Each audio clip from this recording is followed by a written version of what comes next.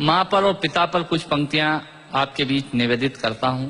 आप यहाँ जितने लोग बैठे हैं, मुझे नहीं मालूम कि किनकी माँ जीवित हैं और किन्होंने माँ को खो दिया, पर मेरा व्यक्तिगत मत यह है कि जिनकी माँ जीवित हैं, जिनके पिता जीवित हैं, वो दुनिया के सबसे संपन्न लोग हैं, वो दुनिया के सबसे अमीर लोग हैं, वो दुनिया के सबसे धनाढ्य लोग हैं।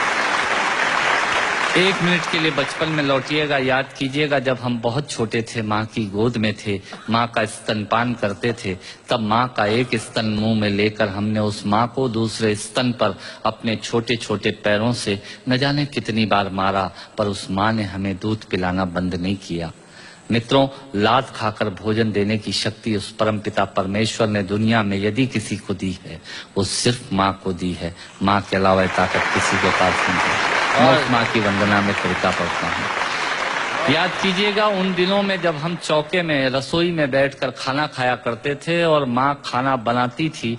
उस वक्त थाली पर बैठकर हमने जब भी इधर उधर देखा, वो माँ समझ गई और उसने नमक का डब्बा हमारी तरफ सरका दिया। हमारे बिना बोले को समझने वाली वो माँ, जब हम उसे खो देते हैं, वो माँ हमें बहुत याद आती है। वो माँ जो हमारे परीक्षा देते जाते वक्त दही की कटोरी लेकर शगुन बनकर आकर खड़ी हो जाती थी, उसे हम खो देते हैं। वो माँ हमें बहुत याद आती है। रमेश सोज की 4 पंक्तियां माननीय नेताजी यहाँ बैठे हैं, मैं पढ़ता हूँ। मुझे अच्छी लगती है कि बहुत रोते हैं लेकिन दामन हमारा नम नहीं होता, इन आंखों के बरसने का कोई मौसम नहीं होता, मैं अपने दुश्मनों के बीच भी महफूज रहता हूँ, मेरी माँ की दुआओं का खजाना कम नहीं।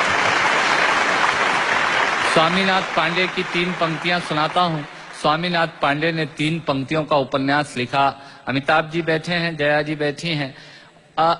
3 पंक्तियों में पूरा उपन्यास लिख दिया उसने। लिखा, एक विधवा माँ थी, उसके 2 बेटे थे। एक बेटा नीचे वाले माले पर रहता था, दूसरा बेटा ऊपर वाले माले पर रहता था। विधवा माँ 15 दिन एक बेटे के यहाँ खाना खाती थी, विधवा माँ 15 दिन दूसरे बेटे के यहाँ खाना खाती थी। पर ये उस विधवा माँ का दुर्भाग्य था कि साल में जो महीने 31 दिनों के होते थे, उस एक दिन उस विधवा माँ को उपवास रखना पड़ता था। 9 महीने पेट में रखने वाली माँ जब एक जवान बेटे को एक दिन भारी लगने लगी, तब इस नालायक हास्य व्यंग के कवि ने कुछ पंक्तियां माँ के लिए लिखी। सुनिएगा, यात्रा कीजिएगा मेरे साथ। माँ संवेदना है, भावना है, एहसास है। माँ संवेदना है, भावना है, एहसास है। माँ जीवन के फूलों में खुशबू का वास है। माँ रोते हुए बच्चे का खुशनुमा पलना है। माँ मरुथल में नदी या मीठा सा झरना है।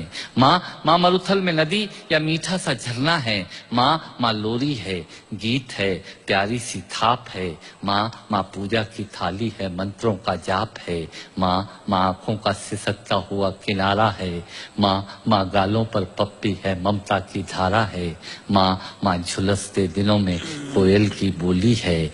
माँ मेहंदी है, कुमकुम है, सिंदूर है, रोली है। माँ कलम है, दवात है, स्याही है। माँ परमात्मा की स्वयं एक गवाही है।